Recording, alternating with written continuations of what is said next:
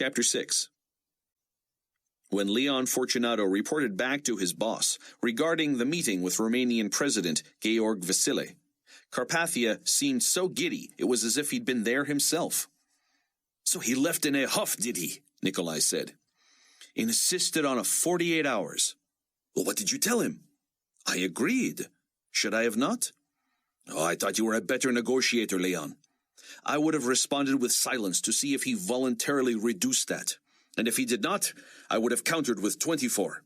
In fact, perhaps you should call and tell him you ran into a roadblock on this end, and that 24 hours is the best you can do. I assume you traded private phone numbers." "We did?" "Good. Do it." Leon flinched. "Right here? Right now, in front of you?" "What's the matter? Stage fright?" "Well, I do better when I'm alone." "Get over it. I am here and I want to be in on it." "Should I put him on a speakerphone?" "No. He would be able to tell. I can listen in with my own earpiece. Go ahead."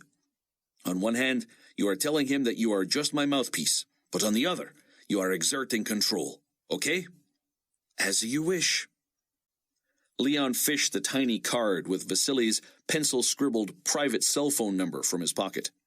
It was obvious the president knew who was calling. "Fortunato."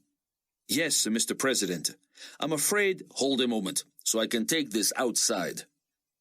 Carpathia raised his eyebrows and covered his mouth with his hand, obviously to keep from laughing. A few seconds later, Leon heard wind interfering with Vasily's transmission. "Now, you listen here, sir. I am not prepared to give my answer before 48 hours have passed, but I can tell you right now, I am leaning toward exposing you and Carpathia, and even Stonegal if need be. The people of Romania will not stand by and allow these strong-arm tactics. Now, I am of a mind— Wait just 1 minute here, Georg." Fortunato elicited a wave and a huge smile from Nikolai, apparently for brashly calling the head of state by his first name. "You don't tell me how it's going to be. I tell you. I have run into a roadblock here on your request for 48 hours. 24 is the limit, and— 24? Why, 24, and you are in no position to be exposing anybody. You are the one vulnerable, sir, and unless you want the international community to know of the duplicity within your— Click. Leon slapped his phone shut as Nikolai applauded. "He hung up on you, Leon! He hung up on you! Nice work!" "And so," Leon said, hiding his racing heart, "what do you do if he does not comply within the time frame?" "Oh, he will. Trust me, he will. We have him, Leon. He is ours." A few minutes later, Carpathia's intercom chirped, and Viv Ivan said, "Mr. Stonegal for you, sir." Nikolai pushed a button that put Jonathan on speakerphone. "How are you, my friend? I have Leon here with me, and we are wondering what time it is in New York." "Same as it always is in relation to your neck of the woods. Now what in blazes do you think you're doing?" "I beg your pardon." "You heard me. You think you can use a thug to threaten a government chief and not have it get back to me?" "I was not under the impression that I reported to you, Jonathan." "Well, you do when my name, not to mention my money, is invoked. And how dare you seek the presidency without my knowledge, let alone my blessing and that of the others?" Fortunato had rarely seen Nikolai shaken. The younger man covered well.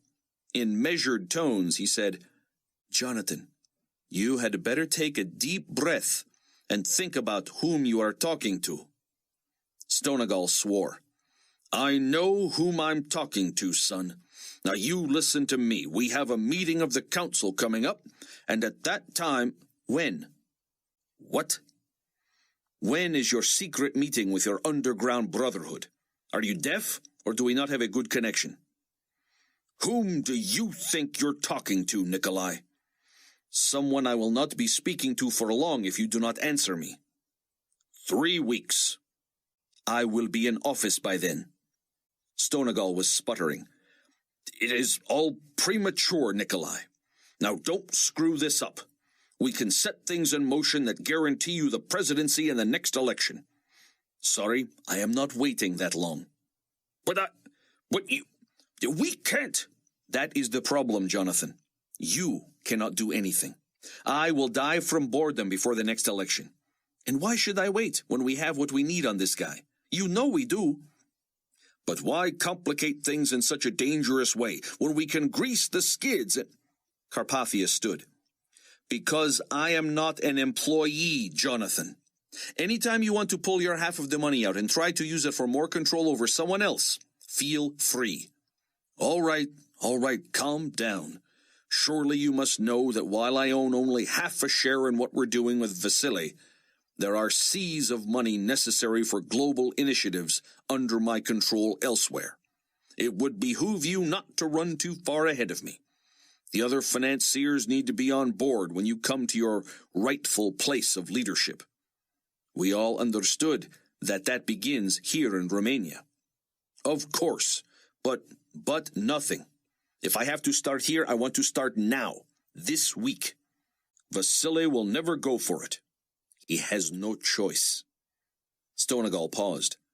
And how will you allow him to save face? That is the least of my worries. Irene kept checking her watch. For an hour after a late dinner, she had succeeded in keeping Raimi from the garage. Yes, she told him gifts were there, and yes, his father had promised to take him out on one of them that very evening. But no, he could not see them until Rayford arrived home. And he was late. Late enough that she had tried his cell and, failing to reach him, called Pan Khan. The flight had landed on time. She waited 30 more minutes, then called Rayford's cell again. "Hi, hon," he said, and she heard restaurant noises. "Rayford, tell me you didn't forget." "Of course I didn't. What time is it?" "Oh, no. I'm on my way." "Where are you?" "An hour away." "An hour? Raimi won't have time to do anything tonight." "Well, you didn't show him the stuff, did you? At least I get to see the look on his face." "You might find that mixed. He doesn't just want to see the stuff, Rafe. He wants to enjoy it with you. Now, where are you?" "Oh, well, we had a snafu on the flight. We were shorted some dinners, so the staff didn't get to eat. I thought I should take them out before we headed home." "How thoughtful of you." "Wasn't it?"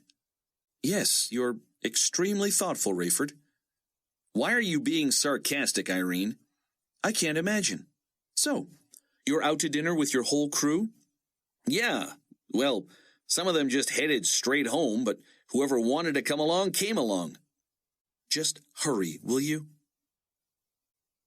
Rayford rang off and signaled for the waiter.